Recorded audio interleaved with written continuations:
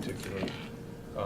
How much advanced is it from, install a year ago to sort of the things you're onto now? Oh, man, when you look back, and if you had a camera in our meeting room last year, it was crazy. Everybody got the big eyes, when we was installing. But now it's totally different. Everybody's talking. The whole room is communicating from the D-line to the secondary to the linebackers, and that's amazing. And Coach Smith gets real excited about that. So that's really cool to see. And also, it translate over on the field when we're doing walkthroughs and things like that. Guys are talking, guys are knowing what each other's supposed to be doing. So that's a real cool thing, So and it kind of picked up towards the season, but we want to start fast at the beginning. Now we had the opportunity to do so.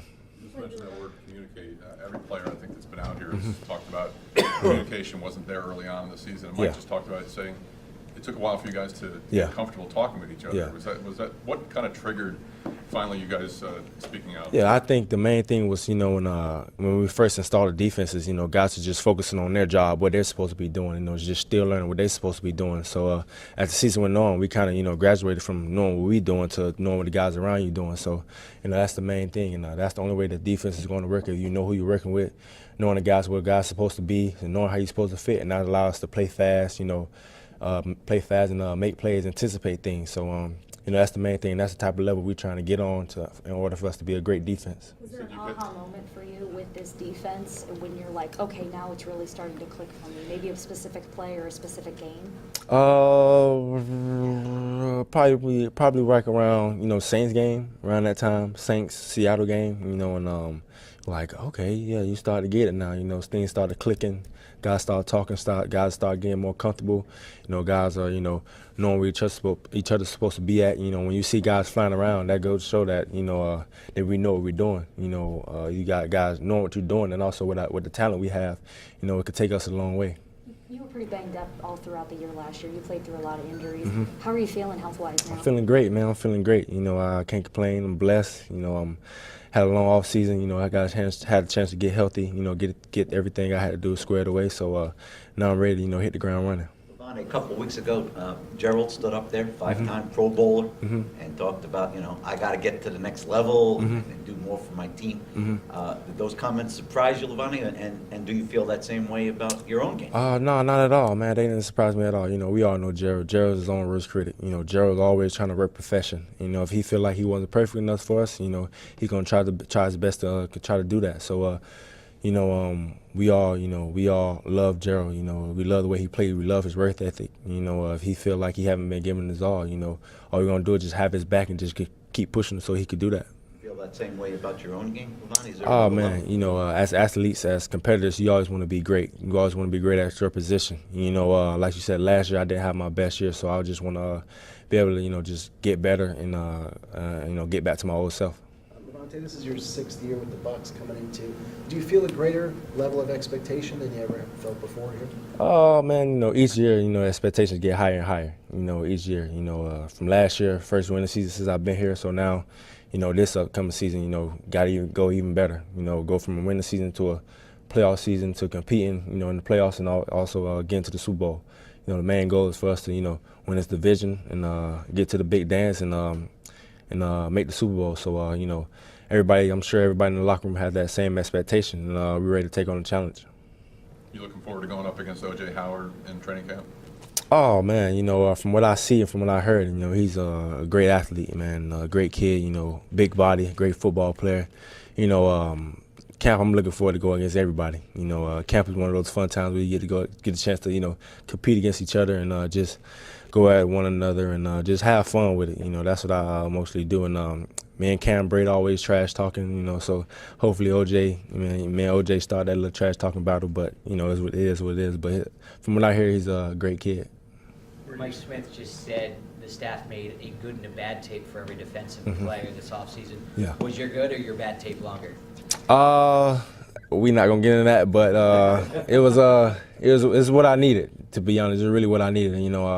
Since I've been here, I don't think I never had that. So when I seen that, I thought it really helped me out a lot. And we got a chance to sit down with our coach, with Coach Duffner, and talk about things, good, bad. What could be better, and you kind of see the big picture while you're doing it too.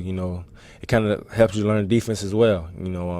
what can be better, you know, what you did good on this play, and then what you did bad on a certain play. You know, they got lows, they got missed tackles, they got a whole bunch of things. So there's a lot of stuff that you could, you know, put in your bag of things to get better at. Is there a specific play that you would want to have back from this past year? No, not necessarily. Not necessarily. I mean, it's a whole, you know, it's a played so many snaps I can't even remember, you know. But every down I'm out there, I'm just trying to give my all and make sure I'm doing everything the correct way. Lavonte, Quan led the NFL in solo tackles, and you've watched him since he got here. As the guy playing next to him, what can you say about his growth, where he is, and who he is as a player? Film speaks for itself, man. You know, since day one, man, Quan always been that guy to just try to learn and try to be great. You know, he always preaching greatness, and that's what he try to be.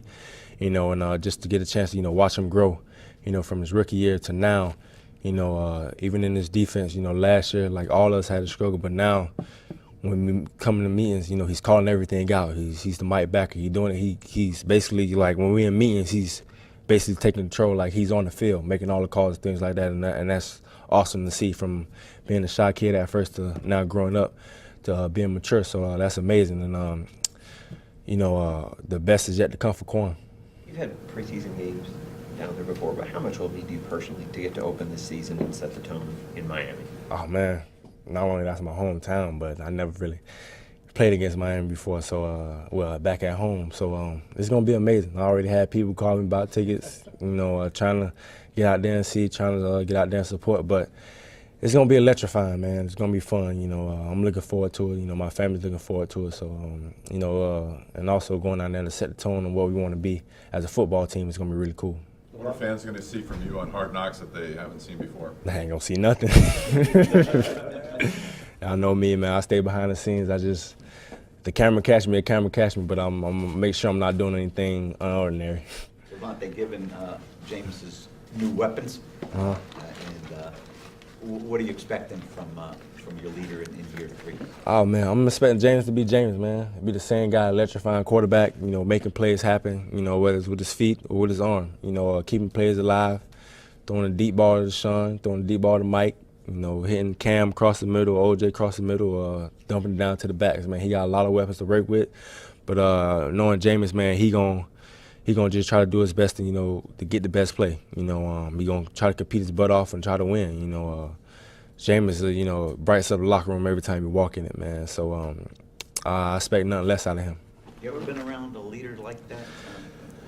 To be honest, no, not really, man. Not really. You know, to see a young boy like that, young kid like Jameis, man, just come in and just spark the locker room right away. You know, it's kind of great to be around. You know, it kind of gives you, you know, some type of hope. You know, see your quarterback coming in and just being excited, cool everybody in the locker room, and just getting everybody excited, getting everybody ready up to go practice. You know, just get ready for the day. You know, that's great to see. Lavonte, we're used to seeing you just run around and make 1,000 tackles, you know, and make every tackle. This defense, do you think going forward, we saw you have success, especially the year as a pass rusher. We saw you in coverage. Is this an opportunity for you in some ways to be involved in even bigger plays? Oh, yeah, I think so, man. Like I said, you know, now that I got the defense down, I kind of understand what's going on. I understand what I'm supposed to be doing, and I understand what offense could do to the certain defense. So I feel like it gave me an opportunity to make certain plays that I kind of missed last year. And then, you know, ending the season with 5 sacks, and I missed probably about 5 more. So it's the sky's the limit for me in this defense, and I love it. You know, I'm moving around a lot, not giving teams the same looks. So it's going to be interesting. How nice was it to see Doug Martin back with everything he's went through this offseason? Oh, it was great, man.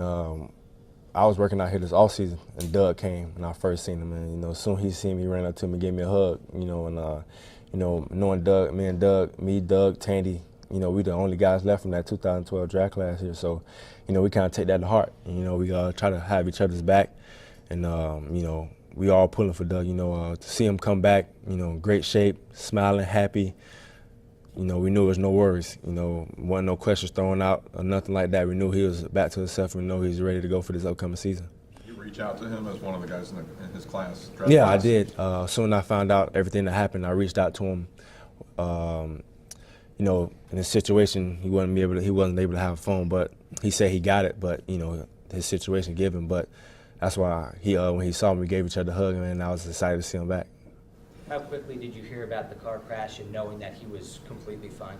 Oh man, I was on my way home back to Miami, and then one of my friends had done hit me up and told me about it, and but I found out that he's all okay. You know, he said it wasn't even that big of a deal, so car just got messed up. It wasn't really nothing wrong with him, but soon I got back, I hadn't seen him. We went to Kevin Panfield event, talked to him about it. He said he's all good, so he's okay. He's doing great, thank God. Thank you.